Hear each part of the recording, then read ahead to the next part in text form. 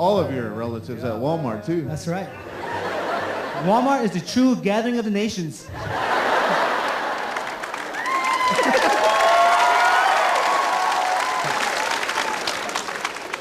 And you gotta be careful, man, because Walmarts these days, man, they're huge.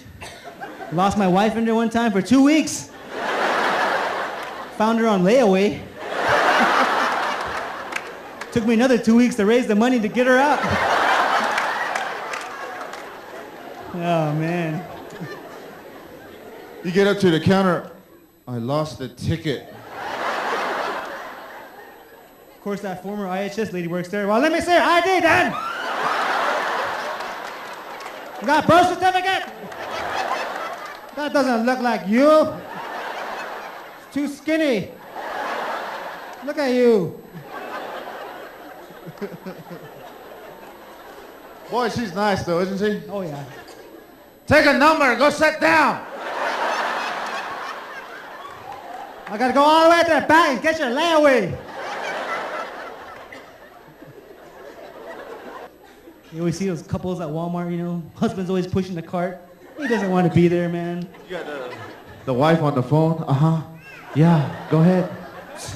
Uh-huh. Yeah, go ahead, do that. Uh-huh. Yeah. Yeah, we'll be home later.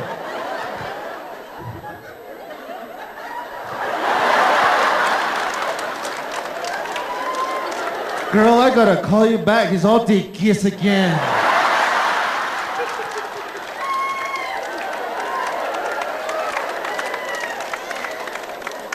And of course, you always got those naughty little chitty kids running around.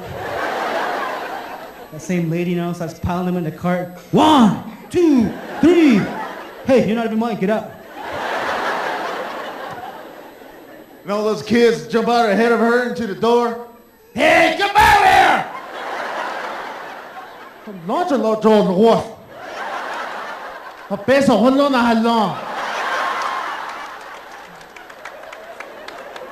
Look at me. Look, I pay the bills here. You got the poor husband right there all scared. I'm gonna go check out the tools, okay? Well, we are Native Nations, and this is our September program. Welcome, everybody. My name is David Liberty. I'm an enrolled member of the Confederated Tribes of the Umatilla Indian Reservation. And I am Adam Whiteronk, Dene. Live here in Portland, Oregon. Lived for all my life, so I enjoy it out here, and I enjoy coming to Native Nations every show. Good job, Adam. We're glad to have you here. We need all the help we can get. Mm-hmm. I just got to have a bunch of kids now, so you can have a cameraman for every camera, huh? That's right. We want some recruits. If you want to come and help out with our show, we would love to have you come by, and we'll even pay for your training. I'll pay for your training personally. He paid for mine. And it's not expensive. That's how I can afford to do it. So we do need more help. We're short of crew, and we would love to have more help. And you meet some great people that are guests on the show. And it's really for a good cause, and it's all volunteer. Everybody on the crew is volunteers, so we appreciate any help we can get out there. Thank you very much. And our special guest tonight is CeCe Whitewolf, who has been on our program a couple times previously. CeCe, thank you very much for coming back and taking time out of your busy schedule. Thank you. To share some information with us about all the activities that you're involved in. Thank you. Appreciate it. And you may remember from previous shows, CeCe was promoting the Gathering of Flutes, which is the fundraiser for the Native People's Circle of Hope organization, which CeCe founded. Now, we may talk a little bit about that later, but CeCe, you're involved in a lot of other things, right? Yes, most definitely. And what is the latest that you're into now? Well, right now, and we've been working very hard, and I should say we, because you can never, ever do any of this work by yourself. You always have to have help from lots of different people. And every year we hold an annual conference for Native cancer survivors, their family members and their caregivers, and the medical providers, the people who work with them. And every year, since 2004, we've taken this conference around the United States. We started in 2004 in Warm Springs.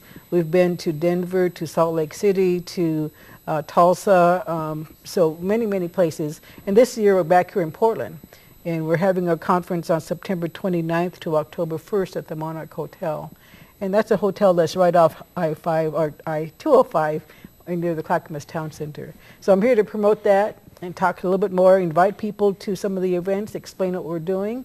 And of course, I'll always to make a plea, as you have done, for volunteers and more people to come out and help us. Yeah. So I'd be glad to kind of let you know what's going on. Yeah, great. Well, I think I stayed at the Monarch once out there by Clackamas. It's a nice motel. Nice motel, very, very good folks out there, very reasonable in price because we always try to keep the price down. Sure. You know, when you're a cancer survivor and you're facing all the issues involved with cancer, even if you have medical insurance, and all of us don't, but even if you do, there's still a lot of costs. Yeah. And so we try to keep the cost down as low as we can.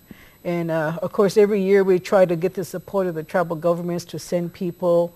I'm very, very proud this year, the Warm Springs tribe, they're sending 6 people, 6 cancer survivors from that tribe.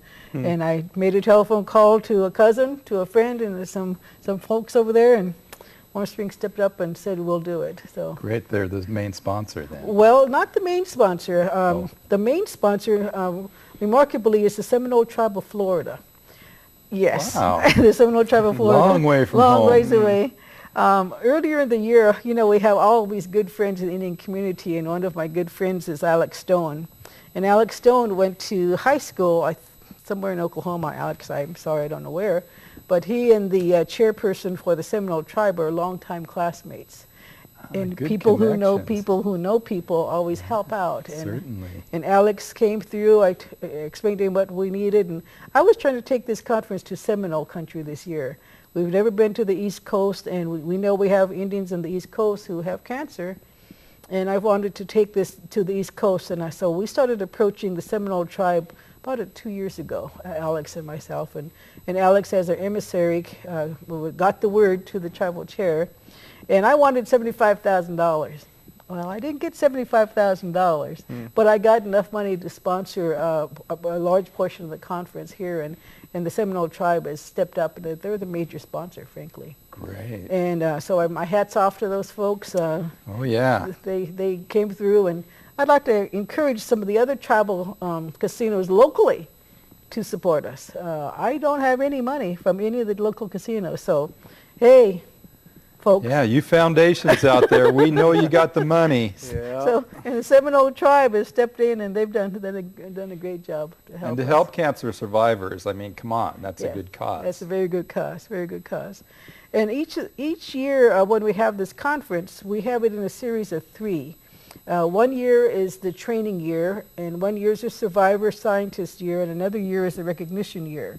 Last year when we were in Tulsa, we had the recognition year. And there were 3 different community groups who won awards for their activities in their communities. And that, in fact, is going to be presented on September 29th here in Portland at the PSU Native American Community Center. Those 3 groups are going to come and show the community what they're doing to help cancer survivors. So we really invite people to come to that opening reception. It starts at 6 o'clock at PSU at the Community Center. And come see people like the Eagle Feather Men's Chapter from the Dalles. They're a multi-chapter of men from across the country who advocate for men's cancer issues. And this event is free. It's free. This event is free. Everybody's welcome. Everybody's welcome, but you know I'm going to have a donation door at the desk. Yeah. Well, of course, yeah, you got to pass the We hat. got to pass the hat. We'll be asking for some help. But Eagle Feather Men's Chapter will be presenting their recognition award. They're going to talk about the Men's Health Summit that they had April of 2009. And then another group from here in Portland, the Portland chapter, they have a medicine bag worker bees project that they're going to talk about. All of the volunteers are the people here in Portland who make lab quilts, hats, slippers for newly diagnosed cancer survivors that they send across the country. And the medicine bag. And the medicine bags, and that's a big part of it, and the lap quilts. And we've had a lot of people donate their time to make the lap quilts and the medicine bags, and so they're going to feature their little project. Great. And then there's a lady, her name is Mary Nance, and she's our past president for NPCOH. She's in Casa Grande, Arizona, and she has a video documenting her cancer journey. and how she felt as a breast cancer survivor, having a mastectomy, having the family there to help her go through the treatments. So that documents her story. So she'll be making that presentation that night as well. Well, later on in the show, I'd like us to hear your story again, Okay. CC, if you would take a moment. Thank But you. I will do that. first, we David. can talk about the event at the Monarch. Yes, yeah, and it's a fun. I shouldn't say it's a fun time. It's an important time for cancer survivors and their supporters to get together, because our mission has changed. In 2009, we changed our mission, and our mission now is to help cancer survivors, their family members, and caregivers understand that they're not alone. Because sometimes when you're diagnosed with cancer, the first thing you think is, oh my God, I'm going to die. And sometimes we do, because we're diagnosed so late. But medicine is getting better, help is getting better, and we do not all die from cancer. I'm a 12-year survivor, so I had a 30% chance of living. But here I am. So people do Wow. survive their cancer. Yeah. Yeah, I think people that don't go to the doctor, or they don't they see signs of symptoms, like especially for guys, and for we don't go to the doctor, don't really care, and then that's when it's too late. Or even for the women too, like they don't know, or they don't check in Scared. at all. And that's what there was an ad that was check in or check out. It's like meaning to go to the doctor and make sure they get taken care of, because that's especially for Native people or for anybody, that would be a bad burden for their families. It Or is, it is. And even though cancer is very it's a scary thing. It's I mean, scary. for me, I don't know. I don't have any family members that have cancer. It's mostly just diabetes, and from that. But from cancer, I think I would be real scared, to even think about it. That because Right. you hear about people. The one thing you hear about cancer is you hear about death. They die, and Yeah, So and I listen, think it this thing is good to show that there is a way. There is a way. There is a way. And I'm glad you're talking about how men have such a reluctance to go get checkups. The motto for the Eagle Feather Men's chapter is a man's health is a family matter. Yeah. Recognizing that men will go in when their partners, their sisters, their mothers, their aunties, their grandmas will make sure that they go in. Insist. And Drag insist. him in to the Yeah. doctor. Insist. Yeah, drag 'em in. Insist, yes. And so it's a family matter when a man's health is important, Yeah. because a man is, theoretically and traditionally, the breadwinner, the person who takes care of the family. But when a man's health is in jeopardy, the family then becomes in jeopardy. Yeah. So it's so important for the men to listen to their partners, listen to their grannies and their aunties and their sisters, and go in and not be obstinate about it. Don't be bullheaded about it. Your health is important for us. Yeah. So And even we should throw in a little admonition to the women out there to do a self-examination, a breast exam. It's not very hard to do, and you can detect it early, Yes. ahead of time, learn how it's done. It's a simple process. I know how to do breast exams and do them on my wife. yes, exactly. So it's important, and it's an easy thing for you to get an early detection. Exactly. And while we're talking about that breast health and men's involvement, let's not forget that the Komen Race for the Cure is this Sunday. Oh, yeah. Yes, that's and so right. people, please support the Komen Foundation this Sunday as And well. that's happening downtown? It's happening downtown, and I really encourage folks to do that. The Komen Foundation for our organization has been key. We've structured our organization, Native People's Circle of Hope, like the Komen Foundation. We have a national office, which is here in Tigard, which is me, and we have what we call chapters, as they call theirs affiliates. We call chapters, and so we followed their structure, their method from the very beginning. And from the very beginning, they've been very supportive of us and helping us out. Right. Yes. And last time you had some 28 or 30 chapters. Yes, we have 20 chapters around the United States. Yes. Okay, and have you gone into Canada? Well, I have to unfortunately say the contact we had in Canada passed on. So sometimes, in our field, our people pass on, and so that particular connection is no longer there. But that's not to say I would love to develop a connection in Canada as have some chapters there. Certainly. So, but I encourage people to take care of themselves, and I kind of want to get back to the conference and. Yeah, we got sidetracked, but we got plenty of time, Cece. That's all right. That's okay. That's okay. We got lots Go of time. girl. We got lots of Yeah, time. I'm so do glad that. that we do have the time. Yeah. I tend sometimes to try to talk so fast and get everything in at the same time, but I'm glad we have plenty of time to Yeah, talk we about do. this. But as I was saying earlier, the September 29th is the opening reception at PSU at the Native American Community Center. Starts at 6 o'clock, goes until 8 o'clock. And I really want to thank a lot of people, but the most important folks there are PSU students. The students there have stepped up. They're helping doing the cooking. They're doing the table decorations. They're doing all kinds of things. Great. And I was just back there again today. They're putting together our booklets for us. They're just a wonderful group of kids, and I really appreciate the students there. Good. But I encourage everybody to come out there because that's the time for the general community, the public, to come and see what we're doing. And we've also going to have some flute players there. We've intermission between the three programs. There are going to be some of our flute players helping us out and stuff. Great. Catherine Quartz, who's always been a good supporter, Fiona Graham, and Bill Ward, who is the new director for board chair for Native Peoples Circle of Hope. He said, "Where's the men?" So now we're going to close out the evening with the male flute players. Or he should do it. Oh, then. he is, He's- yeah, he's a flute player. Yeah. And so Isaac Trimble has agreed to help.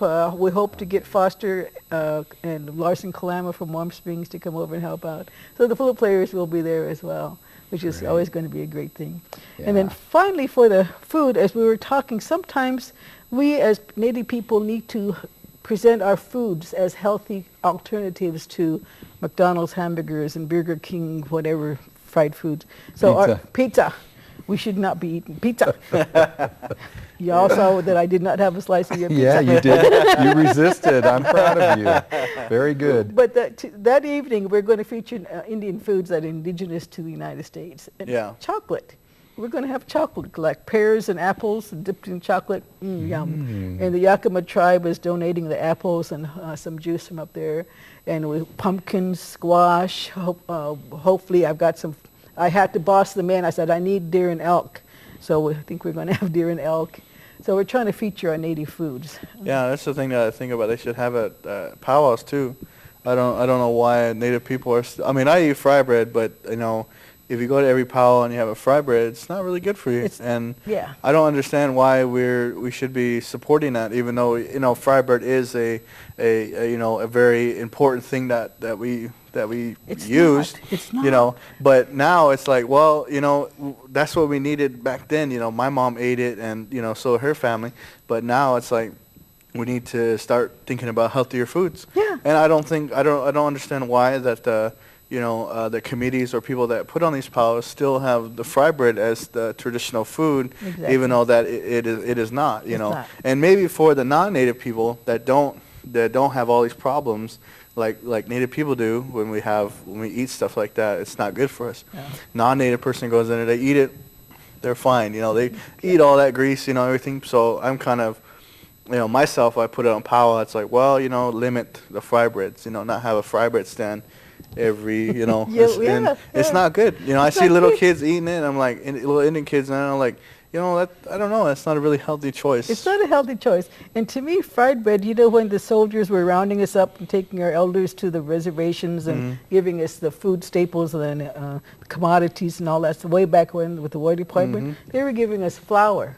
And what could we do with the flour? Add water to it. Yep. We ate it so that we wouldn't starve. Yeah. But we substituted flour instead for a good cornmeal or good, you know, some other foods that we should be eating instead of flour. Yeah. And in fact, at any of the events that I ever am associated with, I never have fried bread, period. Yeah. I've nixed it and I've gotten in trouble for it, but I'm not going to do it. Yeah, it's just it happened back then, and you know, my mom ate, and everybody they ate it because they had to. Yeah. They Well, had to, I call so, it for the hang around the fort Indians, Yeah. the ones that stayed at home and didn't go out and hunt. you Yeah. know? Now it's different. You Yeah, know. it's different now, so people should make better food choices. So that's what we're doing. Yeah. We never have fried bread, and we're going to have good food choices. And we want to have the non-Indian people recognize that we had good food. We have good food, you know. Well, for instance, camas Yeah. has more protein than calf's liver. It is the highest organic source, or a root food is the best source of protein, better than a meat. Yeah. And it was so full of protein and other beneficial ingredients that it's one of the best foods in the world. Oh yeah, And definitely. we just don't eat it hardly don't at all eat it. anymore. Well, and then this weekend I need huckleberries. So I'm putting the word out. I need huckleberries. And so this weekend I'm going to go hopefully with some friends and go pick huckleberries. Yeah, So it's late it's here for late. huckleberries. They're still coming on They're still before coming the on. it freezes up there. Yes. You can still get them. Yeah, and in fact, apparently because it was so wet earlier on, it's so late, and some of my sisters and stuff tell me the leaves are turning, but the berries are really good. So whatever amount of berries we get, there might just be a garnish at the reception, or it might be little bowls.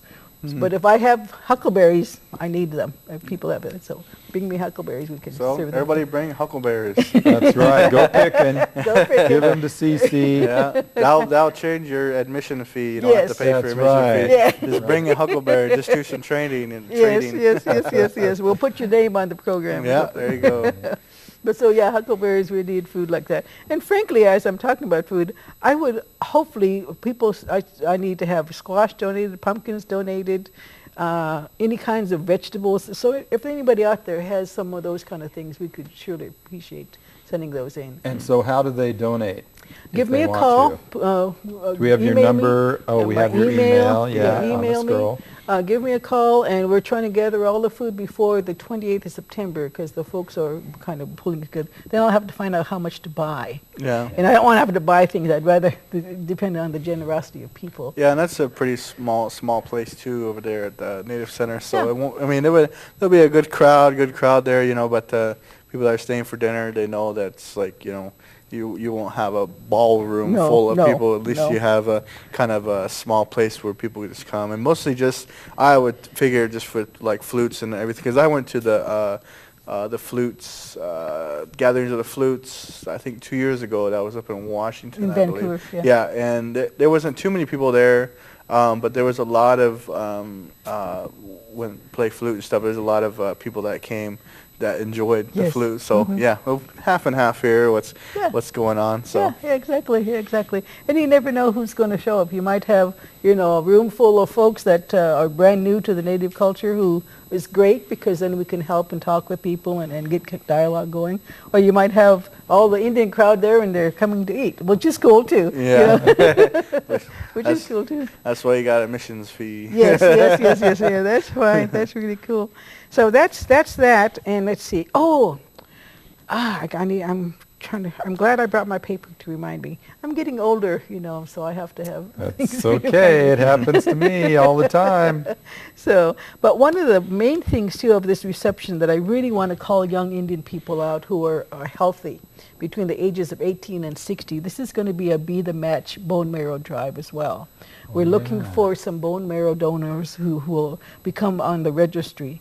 And they have to be people who are healthy. They have to be no diabetes, Know me. no HIV, no HPV, no cancer. They have to fit certain age and height requirements. So they have to be really good, healthy people who are Native. We unfortunately have a young man from our Northern California chapter who's got leukemia right now, stage 4. He is in serious need of a bone marrow transplant. And I just learned, unfortunately, of a man over in Yakima, who's an elder, I think, sounds like it, who's got leukemia as well. So we've got Indian people out there who really need bone marrow transplants. So what it's going to be is a registry. You have to fill out a consent form. It's fairly complex to make sure that you understand what's going on. There's no cost to the people. And if you qualify and agree to be a donor, then they'll put swabs, cotton swabs in your mouth, 4 of them, and get your DNA sample. And that DNA sample will go into the registry. And then that DNA match hopefully will match another person. And frankly, you can save a life by being a bone marrow donor. Well, how do they draw bone marrow? It's a painful, apparently a painful kind of experience. And that's why you have to be very healthy, because you have to be healthy at the time that you become registered and very much healthy at the time of making a donor, because they have to put a Big old needle. needle in your Needle. spine. Needle in your spine. They have to take some spinal fluid out of your back and make that into the. So it's not a fun thing, but it's very important. Well, if you save a life, You save a life, yeah. that's Yeah. fun. It's, yeah, and you know, some of us, all of us sometimes have things that are painful, but you know, sometimes when you save a life, it's you can do that. You get over it. Yeah. You heal up. Yeah, yeah, it's a big, you know, it's a big thing to someone who needs a bone marrow transplant. Oh, yeah. So that's a biggie for that night. Is the 29th is that bone marrow drive. Okay. So, let me see. Well, if we Go might ahead. want to take a little break Sure. here. We're getting towards the bottom of the hour, CC. Okay. We can regroup, make Okay. our plans for the rest of the show. Eat some Okay. pizza. Eat some pizza. Drink your water. Don't drink soda pop. Diet Pepsi. No soda pop. Drink your water. I'm going to give you guys a little We nutrition get lesson here. we're going to get a spanking during the break here from Yeah. CC. I'll put my hands out on this. But we do want to show, while we take a little break, we want to show some Winona LaDuke. I'm not sure when this was recorded, but our ever hardworking producer, Jim, has brought this tape of Winona, and we need to take a little break from the heat of the lights. So Jim, if you will run that tape of Winona, and everybody out there in TV land will see you in just about 5 or 10 minutes. Thanks very much for watching Native Nations, and we'll be back. Have any of you ever seen this kind of art before? It's called ledger art. How many of you have seen this? Okay, I'll just do a little explanation briefly on it. Is that traditionally in the region west of my community, there's a form of art that is like this. It was traditionally on buffalo hides. And you see it maybe at a museum, you know, and they would record historic events. And it's called a winter count. And so, for instance, there was a time on the Missouri River when they reported that the snow was higher than the teepees. That's interesting, huh? And I say that because the National Weather Service doesn't have records that go back that far. But we have records of climate change that are longer, right? And then they recorded when people came, or, you know, battles happened, or when smallpox came. It's recorded. So that form of art was winter count, and was drawn in this style.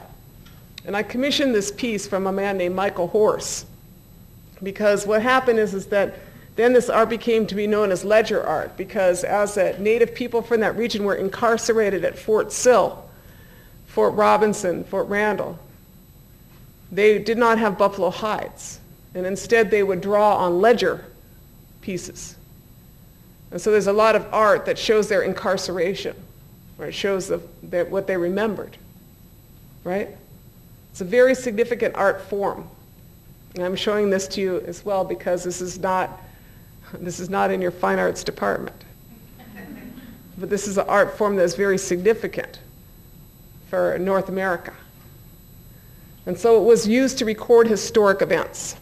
And so I commissioned this piece to record the erection of our wind turbine and the ceremony that we held in relation to that.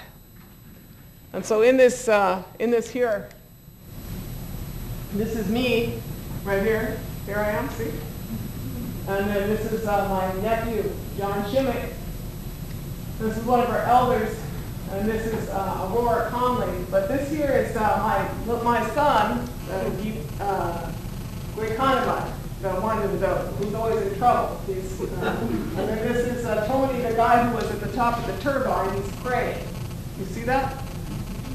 And then over here we see this guy named Gary Silk. He's from Standing Rock Reservation, and he's singing. It was a horse ceremony. It was the first time we had that horse ceremony on my reservation in many years. Many years. And then we invite people to come, and so the people were watching. There was other Sundancers that were there watching too. But there's 4 flags. This is why I'm pointing this out to you. The flag that is down in the most over there left is a flag that is of the Shakopee Mdewakanton Dakota.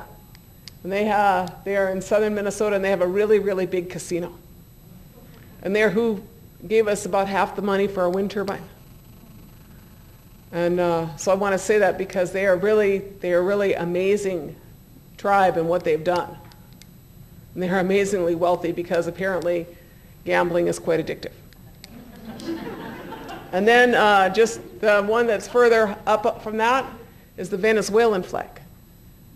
And that is because Citgo Petroleum, owned by the Venezuelan government, is who financed our wind turbine too. And I'll tell you that when we took the money, we were called unpatriotic.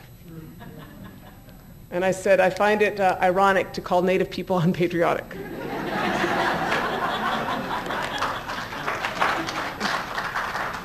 And Exxon didn't give us any money for our turbine, I just want to mention, you know.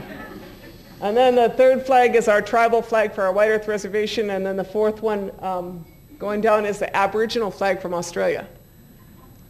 And I put that on there because I like their flag very much, but also because they have a lot of uranium mining and they're opposing. But I did this because this is our history being made today. That's how history is made, is by people. And it is recorded by people. You know, so that's a Michael Horse piece, you know, of art. So the implications, just, you know, in closing, I want to tell you the story of our community. You know, my theory on this is, of course, if we can do it, anybody can do it. I just say that because nobody would gamble on us. You know, we're not the people demographically that one would gamble on. We're not viewed as the ones who would be able to get it together. But it takes time, and we learn as we go. Does it have broader implications? Yeah. I believe that a relocalized, centralized, decentralized strategy for your food and energy systems are going to be essential to building a durable society. Because you build relationships in both of those. You know where your food comes from, and you are respectful to those who produce it, and in fact, you produce some yourself. So you rebuild your own relationship, your own humanity. By growing some of your food, you rebuild your relationships with your relatives. And you circulate that in your own community.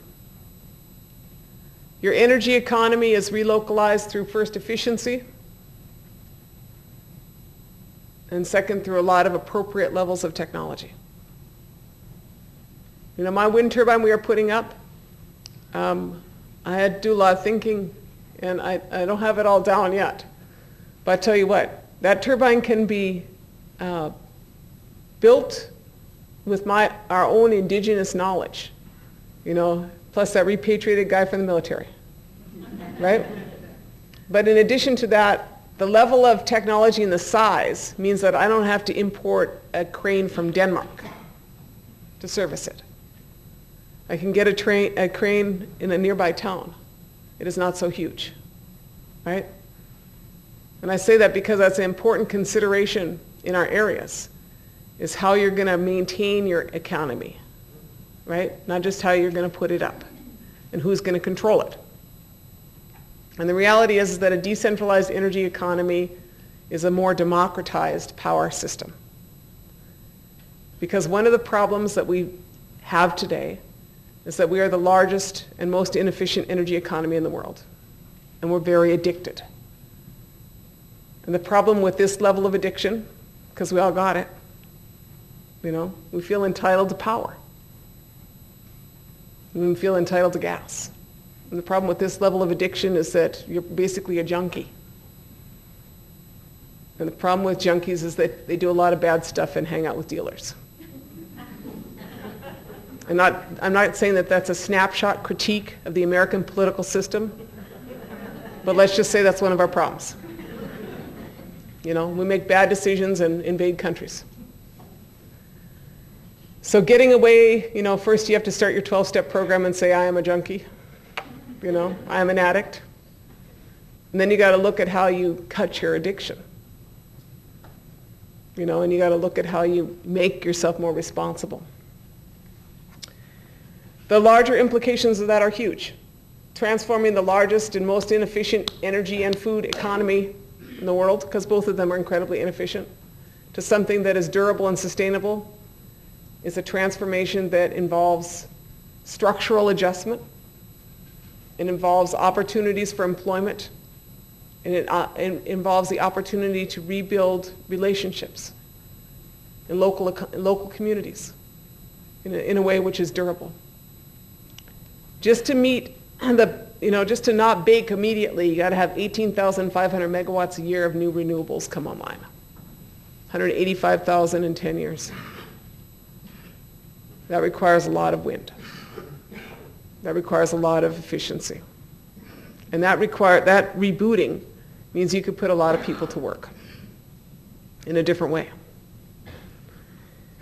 And in the end, you might end up with something that is a little bit different.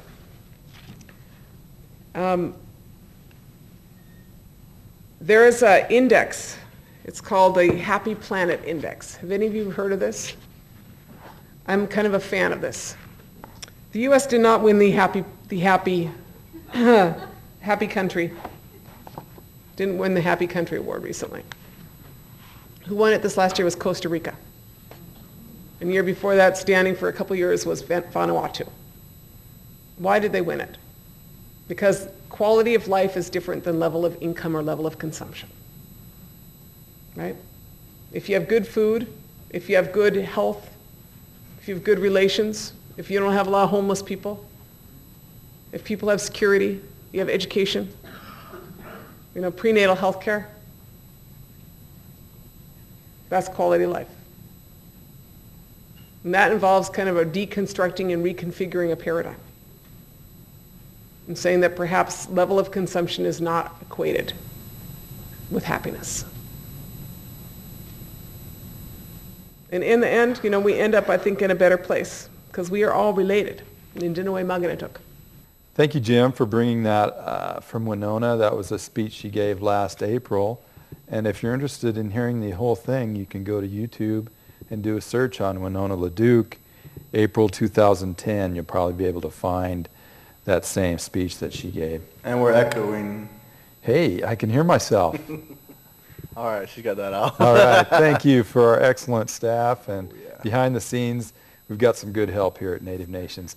And we are back. I'm David Liberty, Adam Whiterock, Cece White Wolf, who we meant to get to the conference, but we never did get to the conference. So, Cece, tell us about the actual conference. Actual conference, yes. itself. Thank you. Please. Yeah, I forgot to do that. We were so busy talking the other things about food habits. And so. Good. We have this again is the 7th annual conference for Native cancer survivors that we've hosted and helped sponsor. It's going to be at the Monarch Hotel September 29th to October 1st. September 29th is mostly a business day, corporate day. We're going to do a lot of organizational business. That night is the reception that we were talking about at the PSU Native Community Center. On September 30th, that starts our Education Day. And this year is our Survivor Scientist Day. And so the way we've done the agenda is to talk about science and about what Indians need to know. And our board of directors is really specific. They said, we got to start with the way Indians think about medicine and research. And so we start off with the idea of mind, body, spirit. And how does mind, body, spirit affect your health? And how does that have an interplay with Western medicine? And that starts off with Tony Three Fingers from Northern Cheyenne. He's a Sundance priest. Catherine Quartz, who is the mother of a gentleman who she helped through her son's cancer by using the flute in Western medicine and non-Western medicines to help her. And then Mary Nance, the lady from Arizona, who used also herbs and things to help her with her treatment. So we start with the Indian perspective first. Then we talk about cancer. What is cancer and what is cancer research and why is it important to Indians? Because we want the researchers to remember that when they do research with Indian people, they have to consider our tribal governments and that governments have sovereignty over their countries, their reservations, and they must be involved in research that involves Indian people. So we talk about that. Lillian Nail, Chuck Wiggins. Lillian Nail's from the Oregon Health Sciences University. Chuck Wiggins is from IHS down in New Mexico. And I should also say that the Knight Cancer Institute has helped us a lot with this, putting this together. They've given us a lot of scientists their time, volunteering their time to help us out. I'm sorry, who? Who was The it? Oregon Health Science University with the Knight Cancer Institute, Phil Knight. There's a cancer institute there. I didn't know that. Yeah, and so they've helped us a lot with the speakers. But that first day is talking about research and Indian people and why is it so important that researchers work with tribal governments. One of our key speakers that day are two people, Carlotta Solsi, who's the tribal council member from the Havasupai tribe, and they're the people at the bottom of the Grand Canyon, and her husband, Robert Little, who's an attorney. And what the tribe did with Arizona State University about 10 years ago, made an agreement with the university to donate or to give them their blood, which for Indian people, as we Wow. know, is really important. And they gave them their blood so that the university could study diabetes among the people. That was the agreement. The university went beyond the agreement without the tribe's approval or knowledge and took the blood to study schizophrenia or to study population trends. So the tribe said, wait a minute, you can't do that. Yeah. And so the tribe sued. A 70-year lawsuit was just settled earlier this year with the tribe, and so Carlotta and Bob are going to come and talk about that case and why it's so important. And that's one of the reasons why it's really important that we have tribal leaders come to this meeting. I don't see very many tribal leaders registered so far. So my challenge to the tribal folks is to send your tribal leaders to this conference to hear this discussion, because we have to have our tribal leaders involved in this kind of research. But that's the first day, talking about cancer, the research, tribal governments, and how they're important to be involved in the research aspect. Then on in that evening, is one of our very important ceremonies that we've had since the very beginning. As we know, people die from cancer. And so we have that night is what we have now started to call the Wiping Away the Tears ceremony. And that ceremony is to honor people who have died from cancer. And so we have a PowerPoint for those people who have given us permission to put their faces, their loved ones' faces, and when their birth and their death, their type of cancer. So we have a PowerPoint that runs. And then we also invite people to come and write down names in a memorial book that we have, that we've been taking across the country. We've got probably 300 or 400 names in that book. And we start reading the names that night. And Tony from Northern Cheyenne, they will start, as we finish the reading of the names, he'll be starting to call up the people who are hurting. So all of the people who are involved in the ceremony will come up, and they'll do a ceremony to wipe away your tears. And it helps the people who are left behind to put away your mourning, to put away your hurt.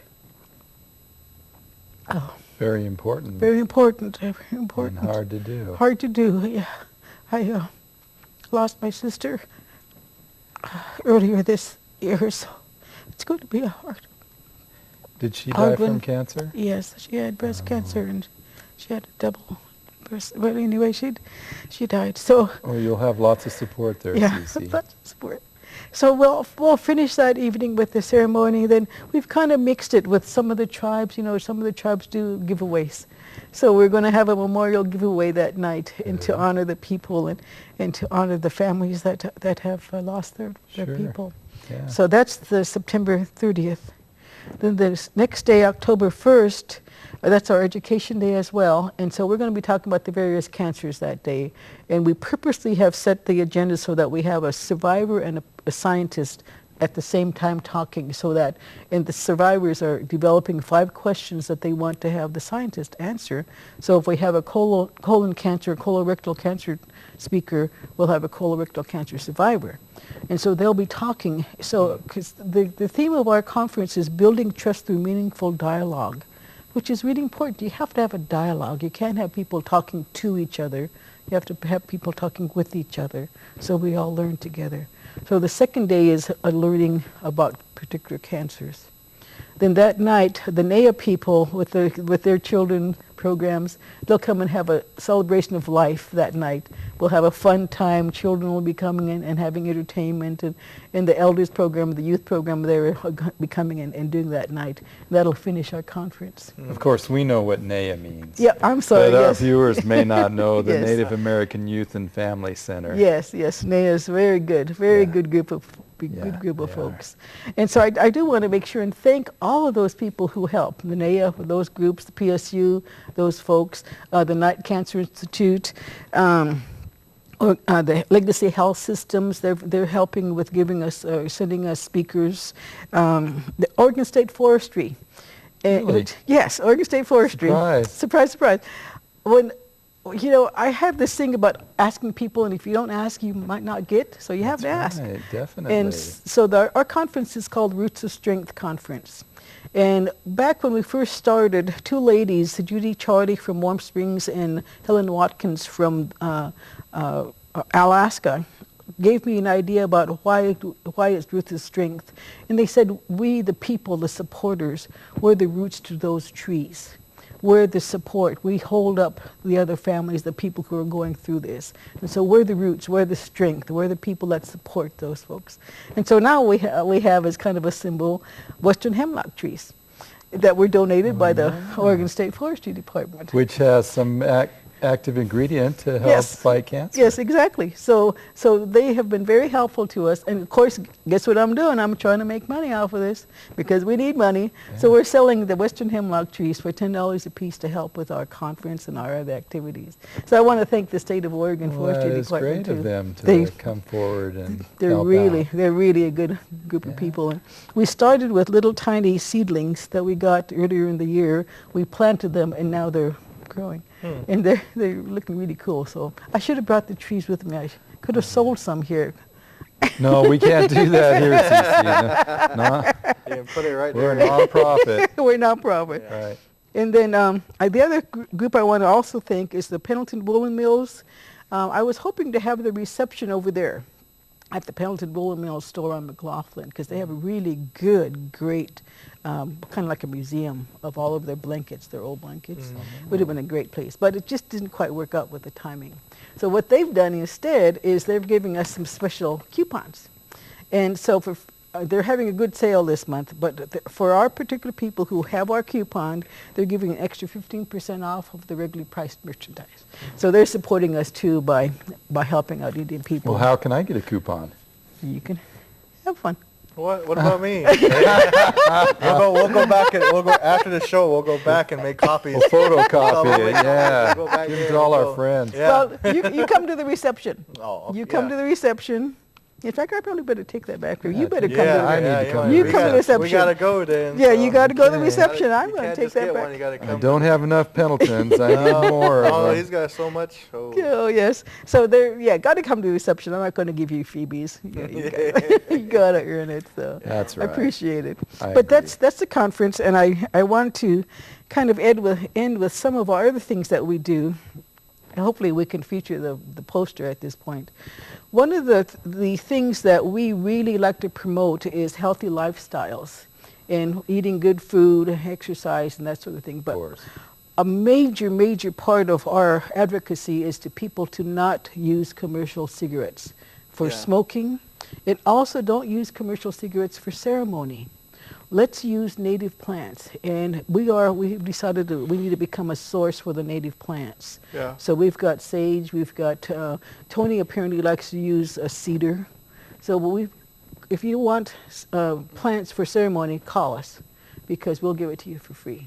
We don't want people to use commercial cigarettes. And so that's what the poster is all about. And it came about as a result of some funding from the Spirit of Eagles. They're a group with the Mayo Clinic in Rochester, Minnesota. They gave us a grant to kind of do a little research about tobacco use and the amount of tobacco used for natural tobaccos versus commercial. And found that a lot of people use commercial tobacco for ceremony. Yeah. Even with sweat lodges or ceremonies and stuff. We use top and use stuff Yes. because a lot of you either go to Res and go get it, or if you get it from somebody, but it's kind of hard to get, you can just go to your nearest store and Call us. yeah. Call Well, us. Call us. here we 'Cause go. we've decided that we can't promote something without having a source available. Yeah. So we've decided that we're going to be promoting and distributing tobacco through native tobaccos. So that's what the post is about. And then the group Native People for Cancer Control up in Washington at the University of Washington gave us money to do these posters to promote that kind of idea. So tobacco is one of our really big issues, and trying to get people to please don't smoke. Don't smoke. Oh, yeah. Please don't use commercial tobacco in ceremony. We don't want to discourage, of course, ceremonial use, but let's use. Well, yeah, it's not natural as if it, if you really did get natural, because you use a ceremony, it's kind of like, well, they just smoking up, or using, commercial stuff that's not good for you. It's not good for you. So we're trying to provide an alternative, and so just call us on that too. So that's our other kind of a biggie that. Well, that's good that That- you can provide that Yes. for people, Cece. Thanks. Thank you. Thank you. So that's kind of what I'm here to promote right now, and of course I can keep talking, but Well, one thing we forgot to mention was we wanted to tell everybody to let her buck. yes. This is the week of the 100th annual Pendleton Roundup.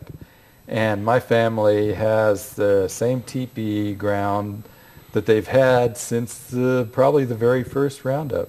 So I always know where our family's teepee is every time I go.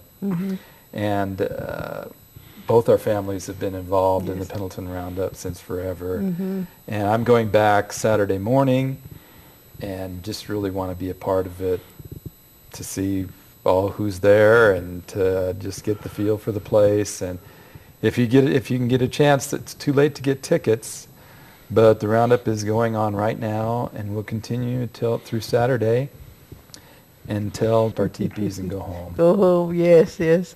I have a picture of my great-grandma, Julia White Wolf. They used to call it squaw race, a long time ago, but they had the women racing around the track. And, oh, boy, they're really good pictures of the women just really hunkering down and just racing like crazy out there. And I saw a beautiful picture of my grandma and my auntie in the special publication that the Confederated Umatilla Journal put out. Yes. Had some great historic photos of my grandma and my auntie when she was about 8 years old. And I had never seen her when she was that young, so it was just so funny to see her at that age. And to see my grandma when she was a younger woman, too. It was really special. So the Pendleton Roundup has been a big part of the Umatilla, Cayuse, and Walla Walla people, and it draws Indian people from all around the Northwest and probably further afield. So if you don't get to see it this year, it's a good event to take in, especially the Teepee Village and the Happy Canyon dramatic pageant. That's right. That goes on every evening of the Roundup of the area, and it's well worth the ticket to go. So we encourage you to get up to the Pendleton Roundup if you can't make it this year. It's usually every third full weekend in September. So let her buck, everybody. But don't go to the Letterbuck room. No, No. avoid the Letterbuck room. Don't go to the Rainbow Cafe. There's lots of fun activities downtown. This young man just doesn't quite get what we're talking about, and that's No, okay. that's right. That's okay. No, that's all right. That's okay. Yeah, I was going to the Roundup when I was probably still in the T-Cash. As a small baby, I'm sure I was there. My dad used to have a major role in the Happy Canyon pageant as the lone rider. And he would carry the flag and had the fine horse that he would run up into the set, and then he would help the little children out as they were wandering out of the stage. And it's got a lot of action, and it's fun, and there's always some good comments from people in the audience, too, about don't give up now. The Indian people are surrendering and stuff, and they're saying, we'll win next year, and there's a lot of crazies in the audience, but that's okay. Yeah. It's a fun time, a good event, and it's all run by all volunteers. So it's the heart of the community that is put into the Pendleton Roundup and all the events associated with it. time to go up there. It is. Wish I were there. So, Well, I'll be going up Saturday morning early and spending all day and Saturday night at some families' houses. So looking forward to that. yep. And what else do we have coming up, Adam? Isn't there I know next Friday at Pioneer Courthouse Square, there's going to be an event that I believe starts at 1 in the afternoon. It's going to be drumming and dancing and singing. Powwow. A powwow at Three- Pioneer It Courthouse. starts at 3:30. 3:30. Yeah, Okay. it's only going to be a couple hours. Yeah, it's a short little event, and I'm sorry we don't have more information about it. But bring your regalia if you're a dancer. If you got a drum, they'd probably let you drum there. And Yeah, I think the first 4 drums get paid, so that's what everybody worries about. Now, 4 drums that show up get paid, so nobody gets mad. So yeah, that's going on. And then on Saturday, we don't have a lot of information, but down in Depot Bay, they have their salmon bake. That's right. And I'm for sure that you can find this stuff online, but they need they need some dancers and stuff to come out and dance and get a free meal and stuff, because I think they charge for the salmon meal, but if you're a dancer or a drummer or you get a free meal. So that's what we did last year or the year before, or they get a free meal. And you can probably get more information from the Siletz Tribal newspaper, or it's put on by the Siletz Tribe. So I think they might have a web page, I'm not sure. But that would be if you were going to do a search on the internet or something, Siletz Tribe, Salmon Bake, Depot Bay. That's where you'd want to go. And we still need help here. We still need help in the studio, so come on down. Yep. Well, thank you, Cece. Thank you. We're going to Thank you wrap so it much. up here for Thank you. our But I want to make September sure show. that I'm finalized with what I need as a group. We need Okay. volunteers to go huckleberry picking with me. Yeah. We need some food donations just to help out at the reception. Yeah. And we'd like to make sure and sell as many trees as we can for $10 a piece. Well, if it's a free ride, I'll go. Okay. Yeah. Alright. Good So- deal, yes. Thank you so much for having Well, me on. thank you, Appreciate Cece. it. Glad to have you. And I will have an announcement soon about when the next gathering of flutes will be in. Okay. Hope to have that done Keep by us the... informed, Yes. and you can come by, or we can announce it on the show. Great, thank you so much. Yep. So I guess I'll end with a song at each powwow, so just to end the show. But thank you, Dave, for coming today. And Appreciate it. Yeah, hey, oh, hey, yeah, oh, hey, oh, hey, yeah, hey, yeah, hey, oh, hey, yeah, oh, hey, oh, hey, yeah, hey, yeah, hey, oh, hey, yeah,